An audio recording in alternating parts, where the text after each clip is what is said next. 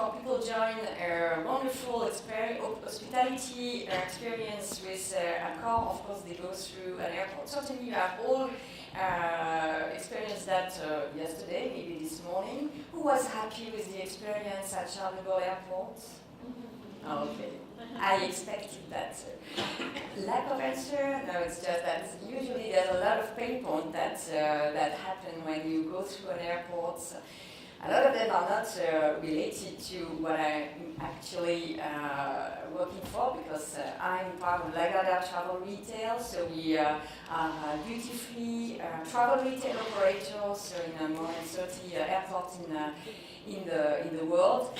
And a lot of pain points are related to security and all that. But what we try, in fact, to achieve is really to deliver a very innovative retail experience at the airport, and trying to make you forget about all those very painful experience with the security guys and all that. So our job is to listen to the consumer and to try to really make them spend some nice retail shopping experience. So, as Maud was saying, before being a transformer, definitely my team and I, and some people are in the room, I can see Yelin.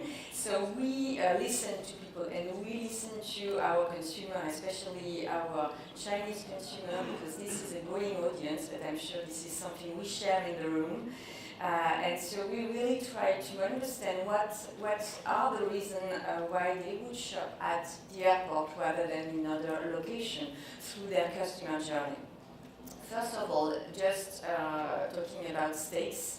At LAGARDÈRE Travel Retail, we see really the audience of Chinese people increasing. And our topic is to make sure we connect with them at a different point of their customer journey.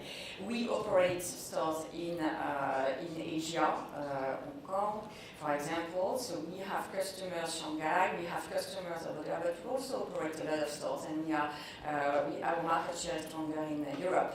So our topic is to really talk to the Chinese consumer, but talk to them about the experience in Europe. So more than 35 million Chinese passengers departing from China, and this is growing. 9% are traveling to Europe. A lot of them are not traveling in other locations, but this is really our target and the one that I would like to talk about today. Only 6% of Chinese people have a passport, are passport holders. This was back in 2016, but so structurally, we really see that, of course, there's the potential and the future is big on that. And by the way, talking about travelers, the increase will be more than 20% if we look in 10 years' time. So who are they? Listening to them, knowing them, so more millennials, much more than in other locations. They are mainly traveling for leisure. It's important in the way they interact with us and the way what they expect in the store in the airport. 3 in 5 are female. This is much more than globally. In the travel world, it's half and half. Here for this audience, much more female. That's a good sign. Let's be really let's figure that out. That this is also changing the offer and changing the way we should address those people. So today, in fact, half of them shop in our stores, and definitely we see really 5 different reasons that they would shop even more with us. Pre-trip planning, this is very important. This is a very specific behavior. This preparing the trip, shopping even before they land at the airport. Creating convenience, easy, seamless shopping, payment options, this is really key. Differentiation, why should they buy in our store? And this is very important. You know, we are a kind of marketplace, we have a lot of brands, a lot of them are certainly in the room here, but we have to find our reasons, uniqueness, so that, I mean, if they buy Chanel, maybe they should be buying it in our store rather than in another location. Gifting is another really level that we are using. And I mean, back to basics. Talking about payments, we offer WeChat, Alipay. This is also a key topic. So those are the 5 key dimensions. Of course, I will not go into each of them. Those are the headline of our strategy. And just before I leave the floor to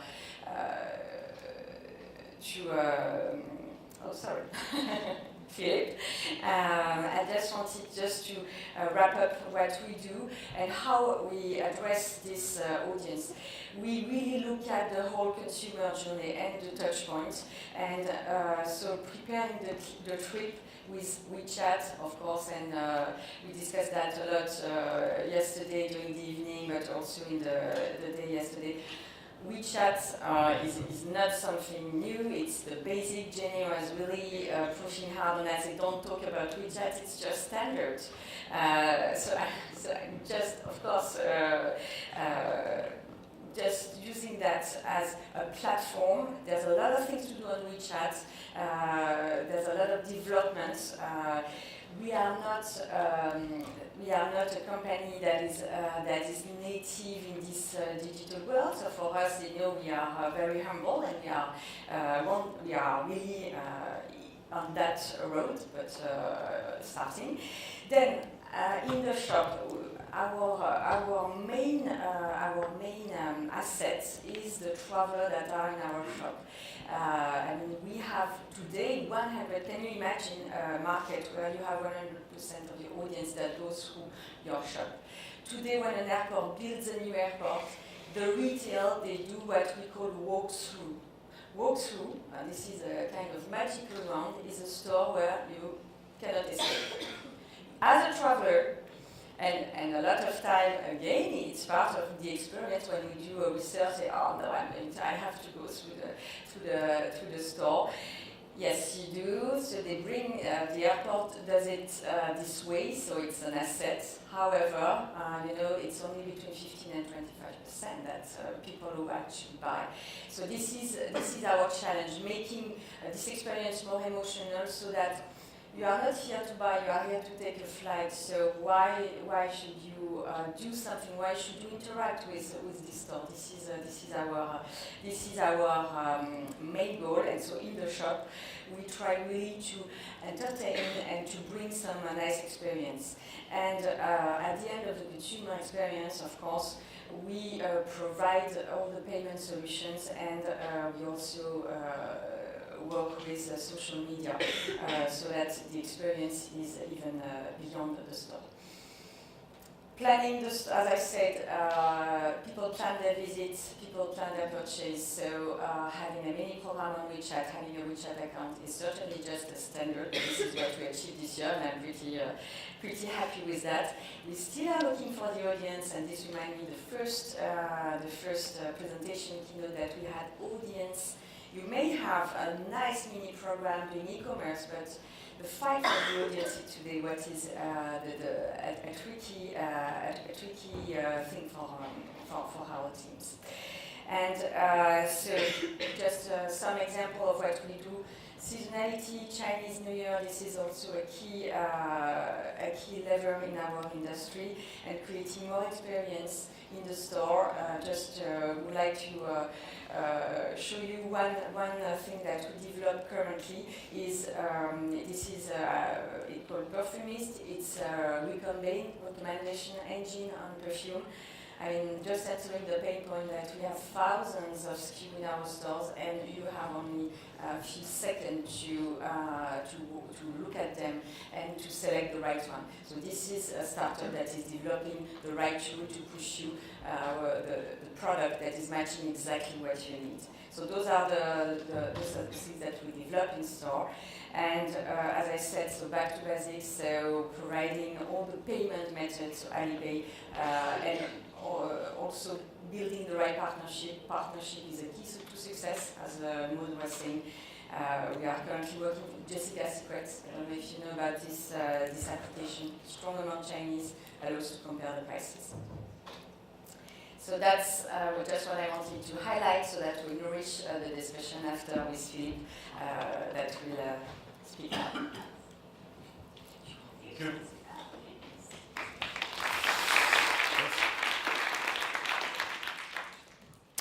So good morning, everybody.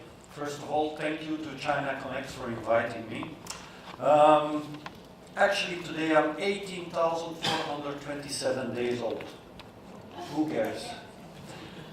It doesn't matter. It doesn't really matter. What really matters is those 100 days that I do remember, that I have a special memory about, that made it special. Special moments. Our job, my job, being from NEUHAUS, is to create special moments for customers.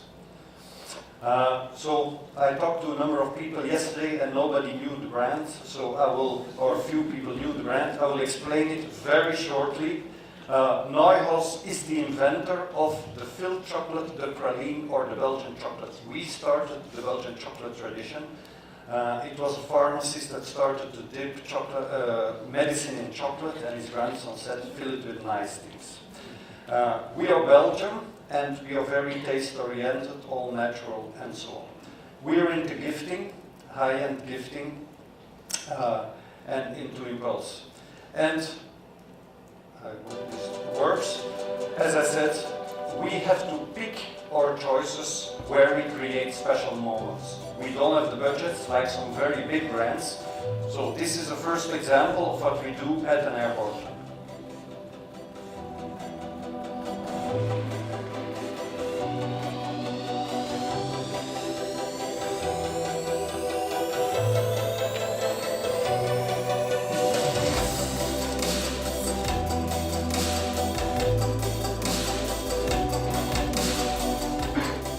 Last we would put chocolate statues. We found out that it's much better to assemble them at the airport. When customers walk by, they have a real special experience.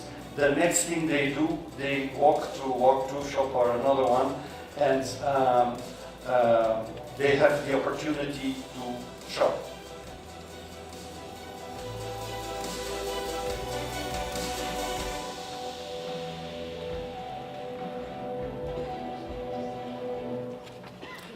So, second experience, you go through your shopping and you come to the lounge. In the business lounge, we created something called magic moments. It's not there all the time, but in the afternoon, during coffee and tea, people come around with a little cart with some of our best chocolates, and we've developed a really ritual tasting for people to explain it and to pair the chocolates to whatever you're drinking in the lounge. We also have a tasting card with it explaining the chocolate, and on the back side you have the tasting profile, the texture, and so on. It's another special moment. In some lounges we even go further. This is in Brussels at the airport. We created a real experience shop. The aim is not at all to sell. The aim is to do chocolate animation. The aim is to do pairing of coffee and praline, and if people forgot to buy something, they still have a chance to buy something over there.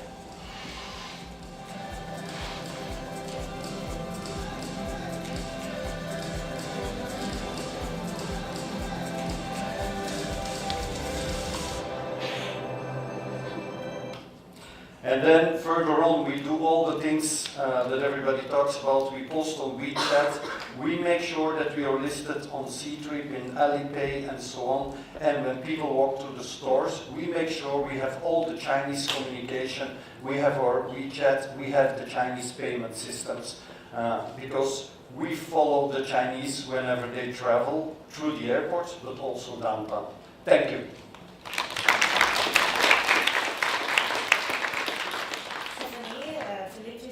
Let's have a little chat about some of our very interesting. Yeah, keep this chocolate. Yeah, just for the customer. Yeah, appetizer. That's right. Interesting, obviously, the very well thought out strategies, and obviously, but being a journalist, I always ask some annoying questions. Instead, I can see there are still challenges, and I would like to maybe concentrate on two main areas in our little chat here.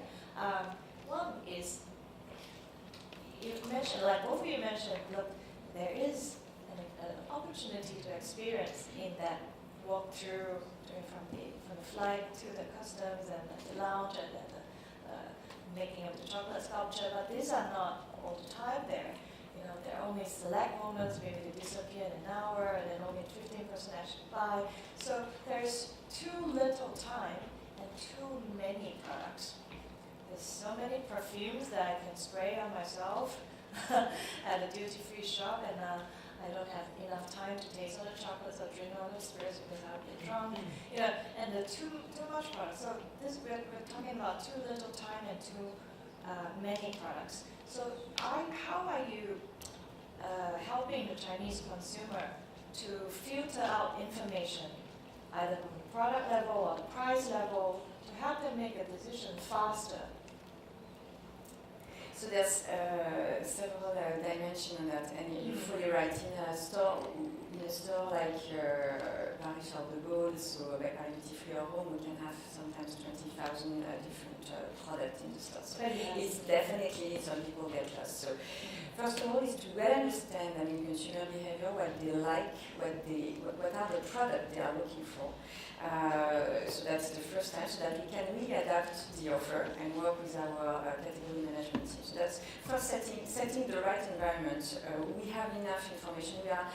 We are lucky to be data rich at the airport. We have a lot of data from the airport, and we capture every transaction and every boarding pass. Certainly, you notice sometimes you are annoyed by the fact that at our cash desk we scan the boarding pass. So, and we are currently developing a lot of projects in terms of big data, so that we can really have a deep understanding of each consumer behavior, and especially on Chinese consumer. Then, once we have set the right scene, is bringing, an ability to be the selectionist. We have to have the tools, work with the right partner to be able to recommend the right product when the Chinese people give us their taste, what they usually use as a perfume. And one really very concrete example is this app called Perfumist. It's a startup that is incubated south of France, and they have developed this app. When you tell me what perfume you currently use, and I will, and this application will give you the perfume that you may like by a level of matching. So it's really a way to, within the 10,000 students or 1,000 in perfume, to say there are 10 of them that are close to what you like, to what you currently use. So if you want to do a gift for your husband, you just write what he uses today, and this engine gives you what he may like. So this is really important for us. It gives us an added value. We are retailers, so definitely we are working together with our partner brands. They are their DNA. They do an amazing work with imagery. But what is our added value? Our added value is to be agnostic. Our added value is to select the right product, looking at you as a consumer, and not that much about the one brand or another, depending on their market share. So being agnostic, using tools to recommend and to empower our staff.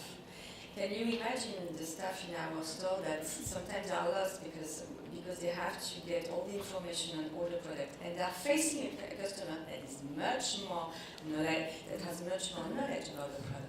So we are developing a lot of training tools and trying to partner with a lot of startups that help us to be the selectionist. We do that in perfume.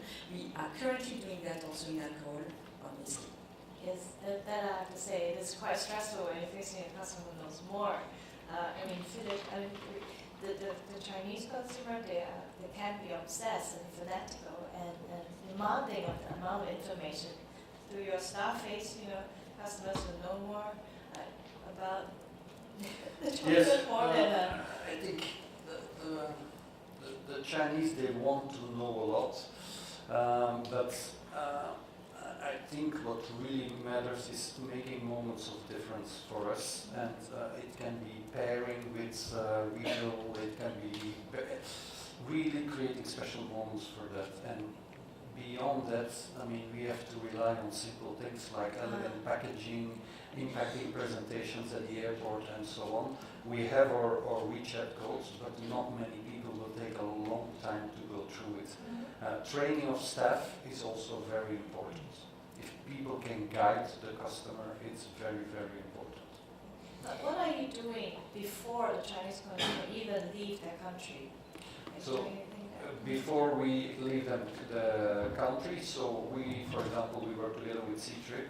So when we know they travel, for example, to Belgium, important country for us, I mean, they will receive an email, they will receive SMS, even email, they will, so they message us. When they come closer, they will receive an offer. Even we do geolocalization and so on. So for customers, but we are very focused. You have to get them to follow the region account first before all this can be done. No. For C-Trip not. You can focus directly to C-Trip. You have to make sure that you're listed in Alipay, but very focused. We cannot do that over everywhere in the world, but in places where we believe we can make a difference. We follow them all the way from the moment they start to book and they know where to go. From when they travel, when they arrive, and so on. And then there's also a more artisanal job is to work with guides and so on, local guides in places, to be on their list. Very interesting. Also, one topic that actually it hasn't been covered at all in this conference is sort of your interaction with your management. So the corporate culture and the mindset of your boss. And because yesterday, Stéphanie, we talked and then you partnered with Jessica's Secret, which is quite a bold move for a European company because that is essentially listing all the price points of your 2,000 SKUs, combining with all the other, of course, and all the other duty-free operators, you know, Lotte, CDFG and all that, and giving the consumer very clear, is it more expensive to buy at the Paris CDG airport or London airport. So when did you realize it very quickly, and how did you convince management to sort of come around to this transparency idea? And also, please, can you also share after? Definitely. So definitely the price component is far from being what is our added value, but it's like in the Maslow pyramid. If you don't address this topic, you may not go to the more emotional experience that we want to have with our consumers. And I fully agree with Philippe. At the end of the day, is the level of emotion I can have with the product and with the staff that is important. However, in all the research we have done, we see that sometimes it's just stopped at the first step with the question, are you less expensive than downtown? Because it's written duty-free on the fish. And so definitely we are currently working with Jessica's Secret. I don't know if you already certainly use this app. It's you enter the product and it compares it to all the prices worldwide, domestic and duty free, so in all type of channel. A few years ago, this was a non-topic in the organization because price was really a hidden topic. We shouldn't talk about price because it was so complicated to understand, even inside the company, to know exactly if we are less expensive, more expensive. And I really see things that are changing. Now we are in a world of transparency, and definitely, if you consider our staff, the people in front of the Chinese consumer that works in store will have the information, definitely. So we have two options. Either we stay in this secret environment and our staff just cannot deliver, cannot sell to the consumer, or we say, look, we are transparent. We may not be the less expensive on all our SKU. We, of course, before do our homework in terms of retailer and working with our partner, we make sure we are well positioned on the main SKU, on the main products that I look after. And once we do that, then we make sure we are well listed into Jessica's Secret. So I have a frequent talk with the CEO of Jessica's Secret, so that first we are well listed on them, and then of course to activate, also to work on some activation. And it's really strange when you see a change of mindset. Today, the CEO of our local units, our businesses, local businesses, they call my team and say, can you check that all the SKU are on Jessica's Secret? So this is really a change in, I think, in the mindset. We are going to more transparency because everything is so accessible in terms of information. And Philippe, what kind of information do you choose not to review or to review or So balance? maybe just to let you know, in our product category, I mean, transparency will come, but it's not there yet. And it also depends on the local competitive environment, how you need the price. That is one thing. A second thing is confectionery is highly impulse driven. So it's really the execution at the airport that will do. 67% is unplanned purchases. So it's really impulse. So it's different. Then I very much welcome the job that Jessica's Secret is doing, but It's not suitable for the chocolate. yeah, of course it is suitable, but today there is still quite big differences in prices. But on the other hand, it's also, I mean, we have limited availability. We are focused on, we are in 70 airports and so on, but domestically you cannot get us everywhere in China. You can get us on Tmall and so on, but it's limited distribution.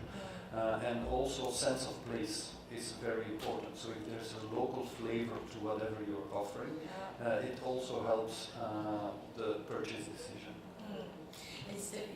Jessica's Secret is really more on duty-free fashion. Yeah. And us as a retailer, we have to have a good price image to the consumer.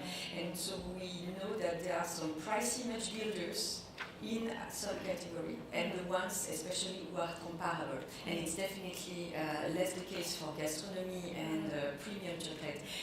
But some of our consumers just use one or two products. You know, it's like comparing the price of some iconic product all over the place, like McDonald's is used for that. And so they use some products, and then they qualify us as being price competitive or not. And then it sometimes prevents us from doing the whole journey just because they say, oh, on this price they're not competitive. So that's why it's we use that as a driver of price image to be sure that then we have the full experience. Perfect. Maybe as a last thing to add, from the latest research I've seen, is that the youngest generation in China, the Z and Y, that experience is more important than